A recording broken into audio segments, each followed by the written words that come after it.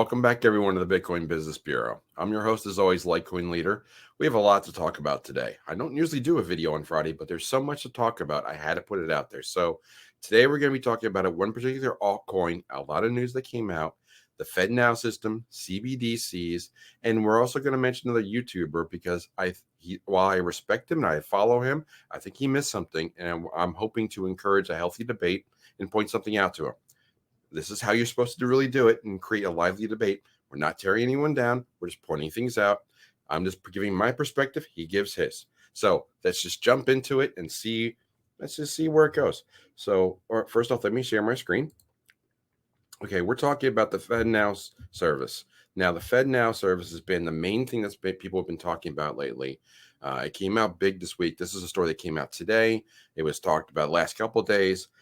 And it's an instant payment system. So if you go to the FedNow page, it's about instant payments, and it's just it is a point-to-point system. It's like for picture like Zelle. Okay, so imagine you want to send money from bank to bank, and you want to do it instantly. So Zelle is one system that's out there. There's also, if you want to pay a business to business, a person to business, a person to person, you want to send things quickly from your bank or your financial institution to their financial institution. So this site, this is the thing that the Federal Reserve is building, and they're planning to launch it in instant payments in 2023. There's videos on it. There's all kinds of stuff on the site that's about it.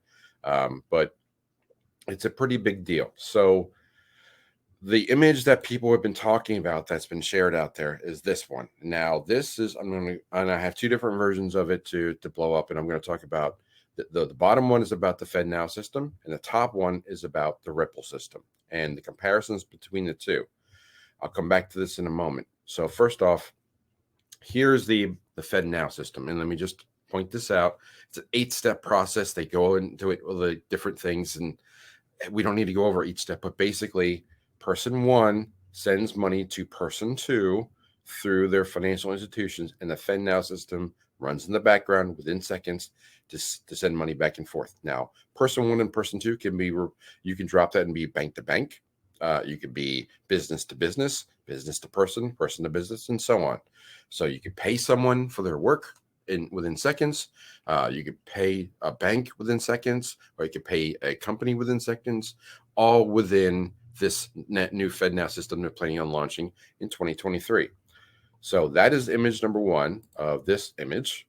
Now, going back to the top side of the image, you have this one, which is a little bit more complicated, but this comes from the Volante group. Now, the Volante company, Volante has history with Ripple. They work. This is the example they're showing. Volante has a payment system called VolPay, and VolPay shows that you can go from bank to bank using the Volante Ripple plugin and using the Ripple network to go between the two. So that's how VolPay works.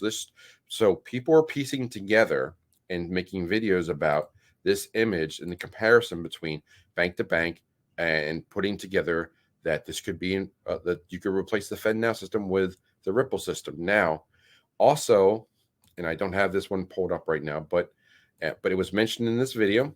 So this is my friend Patrick Divvy Daddy. He was out there with Economic Ninja he was talking to the Economic Ninja at the Silver Symposium, and they were talking about all these different things, how Ripple Labs has been involved with the FedNow and this program since 2015.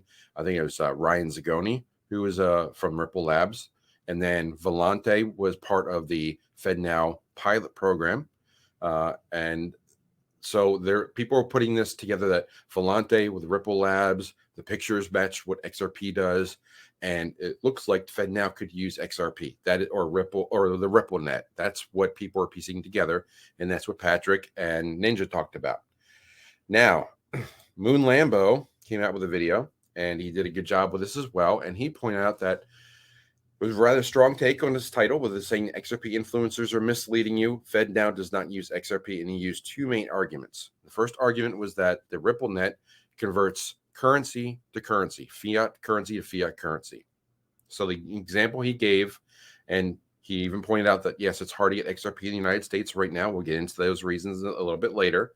But imagine you were wanted to send $100 to your friend in Mexico, and you had $100 in USD, and you could use RippleNet. And moments later, through the Ripple Pay or RippleNet, you would have $100 in pesos show up, like replacing Western Union and replacing all those fees. So his argument, MoonLambo's argument, that FedNow won't be using Ripple, RippleNet, or won't be using XRP, is because XRP and the RippleNet is meant to go from currency to currency. Because the system for FedNow is US based only, it's going to be bank to bank, right? Going back to that picture again, get the right image here. It's bank to bank, and it's US only. Why you don't need to translate between two different currencies, according to MoonLambo. That's what he's saying.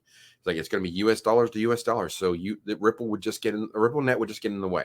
XRP would be an extra step you wouldn't need. Like, why would you need this? So that's argument number one. Argument number two that he made was that there was already a list of people that were involved in the pilot program that was announced. So why wouldn't they just come out and say that XRP and Ripple were a part of the pilot program? That kind of goes to what he calls a conspiracy theory. So I'm going to drop out of sharing my screen, and I'm just going to talk to you guys for a moment. Now, I think that the missed point here, and this is what we're going to talk about, because there's 2 points. There's 2 points. First off, I don't agree with the fact that there's not going to be a currency exchange. And I think this is where MoonLambo and I disagree. I think that with the advent of CBDCs, and I'm going to be talking about that in a minute, we're going to have 2 different dollars at once. We're going to have the US dollar, and we're going to have the CBDC digital dollar. Now, to encourage the use of the CBDC digital dollar, behind the scenes, FedNow will make it easy for you to exchange US dollars or CBDC digital dollars quickly. The timing of this lines up very, very quickly, or very nicely. I'll talk about point number 2 about why Ripple and why the Ripple and XRP weren't blatantly announced as part of the pilot program. That goes. And I'll talk about that conspiracy theory in a moment. But first, let me start sharing my screen again. There we go. Now I'm going to talk about, if I get to the right window, I'm going to talk about the executive order that came out from the White House back in March of 2022. And I'm just going to go over a few things. There's a lot of words here, a lot of verbiage, and a lot of people talked about this, about the CBDCs. The CBDCs are even mentioned right here, right at the top. But this is the executive order that came from the White House back in March, talking about digital assets. Now I'm going to scroll down here, and I'm going to touch on just a few points, and I want to highlight some timing issues here. So Section 5, Part B, Article 7. I think that's the way you say it. I'm not a lawyer, but that seems good. So 5B7. Within 180 days of the date of this order. So 180 days after March is September. Guess what? So, and let me just be specific here. So I think it was late March. So it was March 9th. So we're about the time frame. Okay. We're about in that time frame. So early March would line up. I'm not going to try and guess what day in September, but I'm going to guess next week sometime.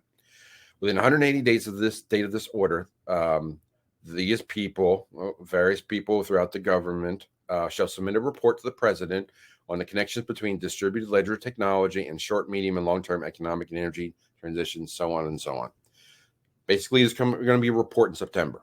That's important. Now, the next one, Part 8, within 1 year of submission of the report.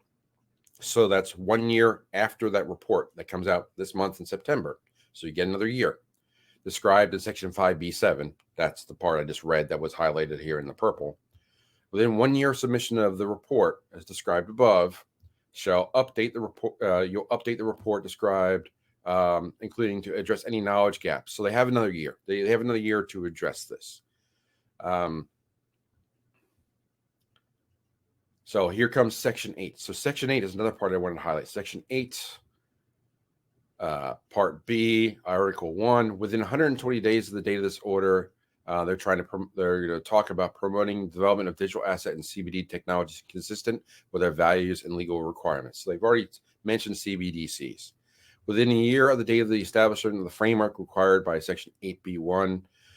So that's 1 year after 120 days. So now March, April, May, June, July. So now I have July 2023. So within 1 year of that part, so July 2023 is this frame. This group, again, shall submit a report to the president on priority actions taken under the framework and its effectiveness. Basically, they have until July to say what actions should we take.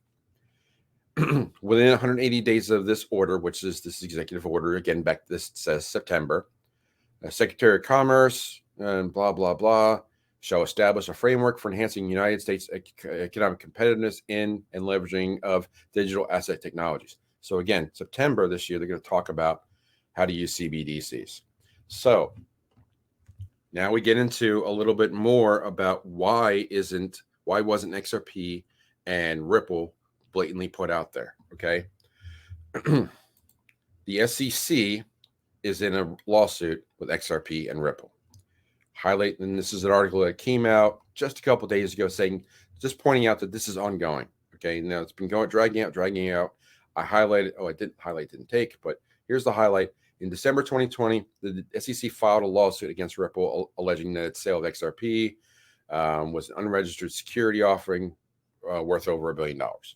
So basically, XRP and Ripple have been involved in a lawsuit with the SEC since 2020. And again, I'm going to go back here.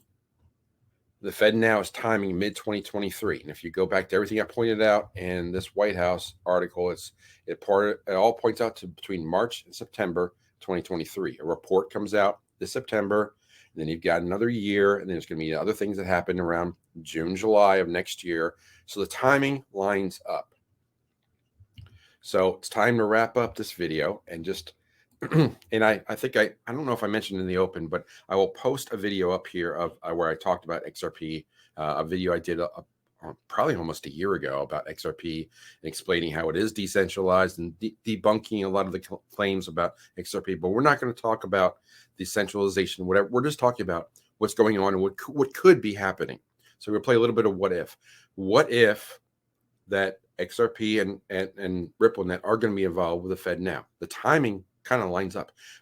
To go back to MoonLambo's point, is 2 points. One, where's the translation of currencies? If there's a CBDC dollar different than the old legacy dollar, now you're translating between two different currencies. So there could be utility and a use case for using RippleNet and XRP. Point number two, why wouldn't you talk about Ripple and XRP as being clear partners with the FedNow pilot program? Well, going back to the SEC lawsuit, you'd have a conflict of interest. You'd have the Federal Reserve, who works closely with the government. They're not a government agency, but they work closely with the government, and the SEC competing. The SEC is trying to legislate, and they're prosecuting XRP and Ripple. Meanwhile, it wouldn't look good for the Federal Reserve to be working with XRP and Ripple while the SEC are prosecuting them. So that would be a conflict of interest. So look for, or it would show certainly a mixed message and be very confusing. I think I also had one other thing I wanted to share real quick. Let me share my screen one last time. And I just remembering all of the different articles came up. I pulled this up from the chairman of the Federal Reserve, Jerome Powell, and this is an article from June. And he points out on the Fed central bank digital currency policy, Powell ruled out the option of having a private stablecoin acting as a digital dollar.